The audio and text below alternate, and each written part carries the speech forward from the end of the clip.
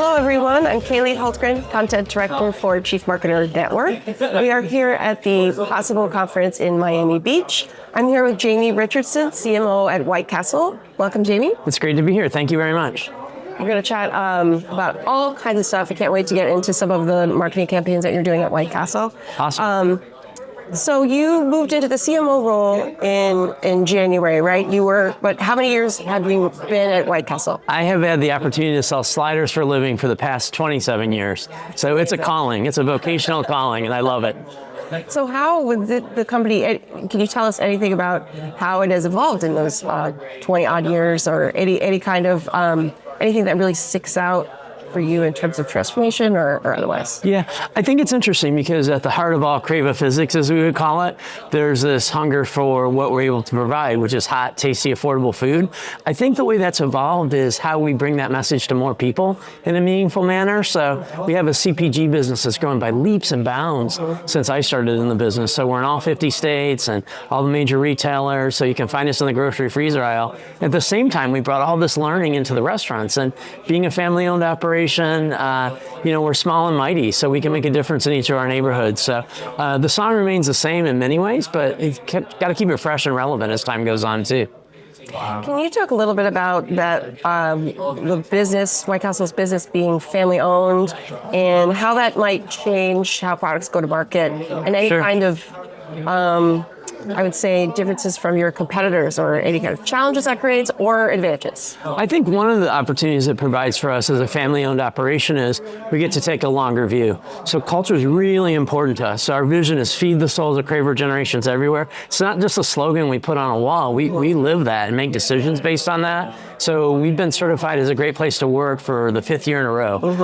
That's from our team members. So I think for us, it allows us to be thoughtful, patient, and able to make decisions that build over time. The tough thing can be, you can get in that mode of feeling like comfortable. You have to create your own discomfort, especially in our world, marketing-wise, to make sure we're a quarter step ahead of what's next. And you own does White Castle own all of the restaurants? We do. So yeah, we have 340 restaurants. We own all those restaurants, and so we're a company-owned operation, which is unique. We don't franchise, and so that gives us some distinctiveness too. Yeah, it means we don't grow as fast. We're not adding 50 castles in a year. But we just found out we're going to open a castle in Kissimmee, Florida. We got approvals to go, and so the building's done, and we're going to invite customers in Tuesday, May 5th for a big party. So it will be great. Breaking news. That's right.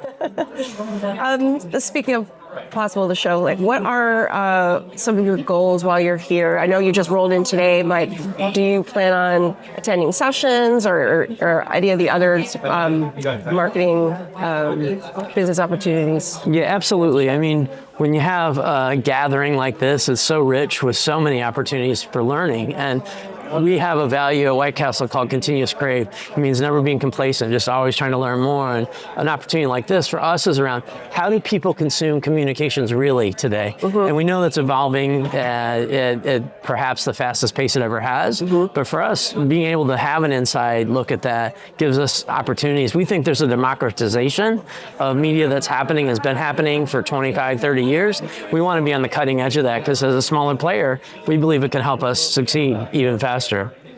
So let's talk a little bit about the craver culture that you've mentioned and all sorts of iterations of the word crave. Sure. So tell me about what that is, and I know it's important to your marketing and your initiatives and loyalty programs, all that. So talk to me about some of the most recent ones and maybe where it originated. Yeah, I think it starts with this basic need to fulfill longing, and we have something that's distinctive in terms of the physical properties of product. So the way we might express that is 100% beef, steam grilled on a bed of onions, served with a bakery fresh bun and one perfect pickle. What it really means is a fulfillment of a quest. It's something that you ate for and want to be part of. So we stumbled into the language of crave over 30 years ago, and it just resonated instantly. So we continue to evolve that. In fact, this week, we're having our Cravers Hall of Fame induction ceremony. So many are called and few are chosen. It's easier to get into Harvard than it is the Cravers Hall of Fame. So we're going to have a big party as we celebrate these new inductees.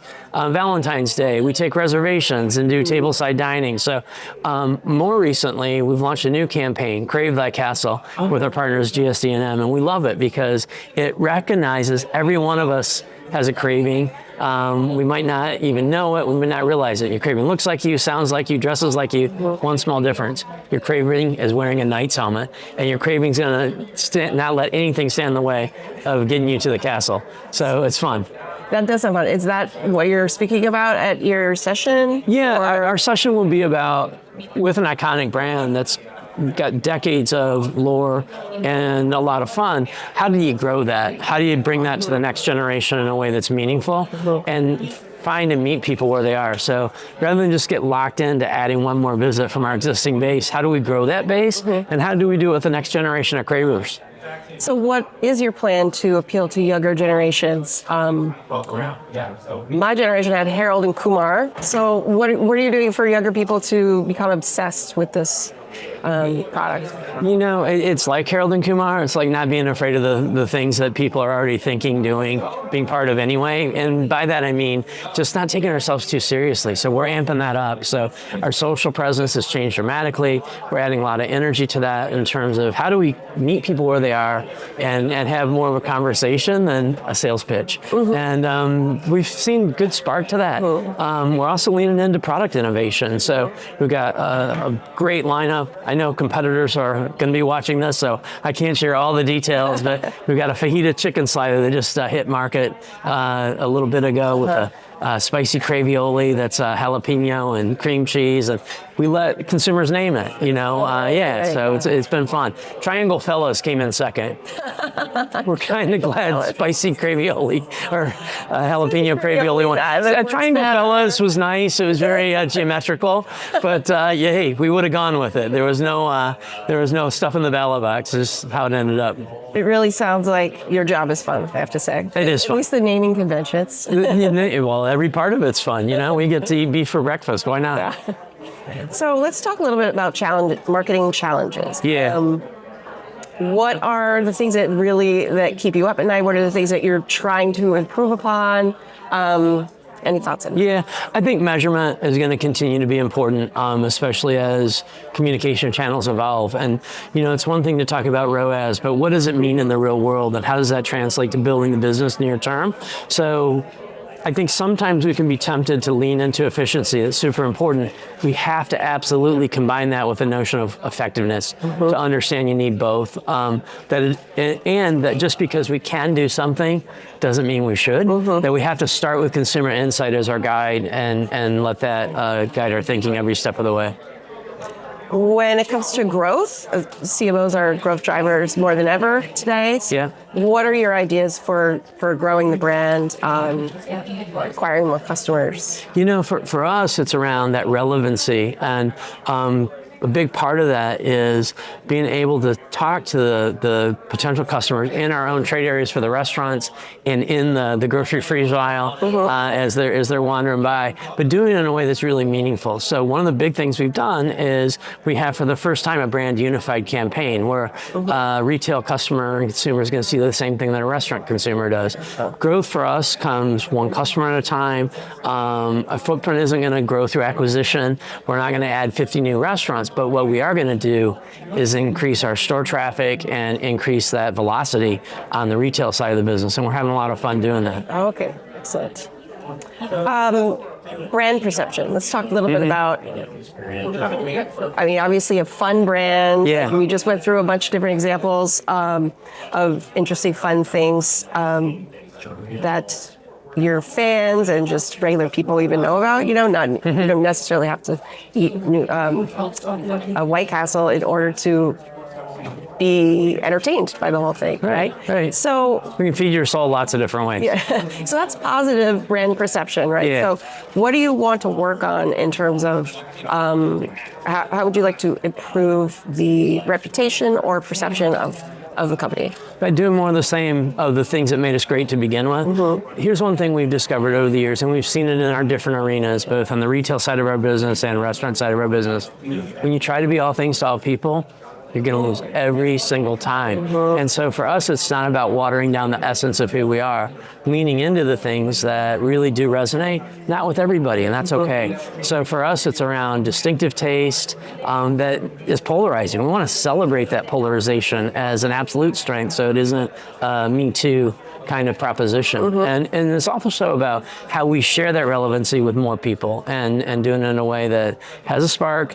I guess I'd call it the art of the unexpected in terms of finding ways that we can connect emotionally, and never to negate the importance of that emotional connection. Food is a very intimate experience. I mean, this is something that you're enjoying, you're savoring, hopefully, and it shouldn't just be about caloric intake. It should be about that you've made it to the castle, or you got it out of your microwave, or whatever the case may be. How about new interesting channels or communities that you are looking to be a part of? Anything cool going on that you're looking into, that you're experimenting with? We're having a lot of fun with our loyalty program with Craver Nation. So we're adding people at a record pace, and we've upgraded it. So we made it a better experience because we've added Quest, which kind of fits with the castle. And Quest is? Quest is just an assignment, an opportunity to earn some extra value, and then to earn a reward. So, it might be a late night quest, or we're inviting you to come after 10 p.m. or whatever it might be. As we lean into summer, one thing happens everywhere. When the sun goes down, White Castle becomes Night Castle. So we're going to celebrate that irreverence and invite more people in. 24 hours a day, almost 80% of our castles are open 24 hours a day, and not everybody can claim that. So we want to claim that difference, and you can have them 24 hours at home. Because they're right in your freezer aisle, so right in your freezer at home.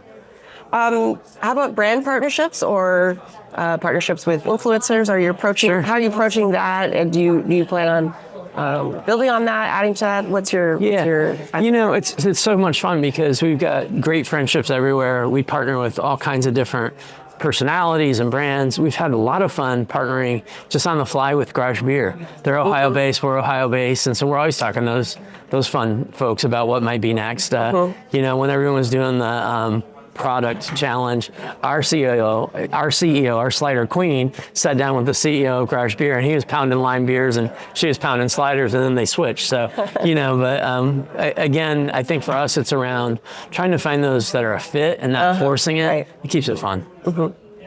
How about AI? Are you using AI for efficiencies within the marketing organization and creative? What is your viewpoint there? Well, AI has a lot of connotations, and so for us, we're looking at it as accelerated innovation in terms of we're going to interact with humans. We're talking about a human experience. What we can do is augment our base of knowledge and learning and do it faster, but not to replace that element that really understands how to emotionally connect in a way that's meaningful. If it allows us to be more productive along the way to do that a bit faster, we're all for it. We see it as a tool that's empowering. It's about empowering people, not replacing people. A couple questions about leadership and your role. What do you think are the most important qualities for a CMO today? I think it's about being able to understand the importance of the brand that you're the steward for, and the people who are working with you to put your best foot forward. And if you can create an environment that's about nourishment and growth for the brand and the people who are helping build the brand with you, you're going to be 3 steps ahead of the rest of the world, and take a long enough view so you can think about how you get there, not overnight, because you can rush things and make mistakes if you do that. With an urgency, a purposefulness, and also the thought about what's good for the brand long haul, not a situation where you're gonna don't think of being gone in 3 weeks or 3 months or 3 years. How do you leave it healthier than it's ever been? Any advice for aspiring CMOs? Lean in, bring all your passion to it, and make the difference that you were meant to make. And stay in a company for 28 years and know it from top to bottom? Keep on craving in a free world. Last question, what's up for the brand next? Is there anything you could share besides the new White Castle. Yeah, I mean, gosh, we had all kinds of breaking news. So, you know, one of the things that's really fun is we've got a great partnership with a group called Automated Retail Technology. They manufacture these super smart, super technologically advanced kiosks that reheat our food, and then they sell them to licensed food service operators around the country. So we just made an agreement with them. They have our permission and support. They're going to do singularly branded White Castle vending units that they're aiming to get 1,000 of those on college campuses around the country. And you tap, heat, and eat, and it's literally like you just made them at home, and it's got all the convenience that you could ever crave and a lot of fun. So we see that as a great new way to introduce people who've never tasted us to the product, and maybe we'll see them at the drive-thru later or at the grocery freezer aisle. I can see it now. Yeah, it's fun. Popular. Yeah, that's right. All right, well, thank you so much, Jamie, for sitting down with us. Have a great show. Thank you, Cravon, and thank you for this opportunity. I have to end with something in the slider sleeve for you, my friend. Very own slider. Yeah. Not a sticker, that's a coupon for free ones. All right, thank you very much. Thank you.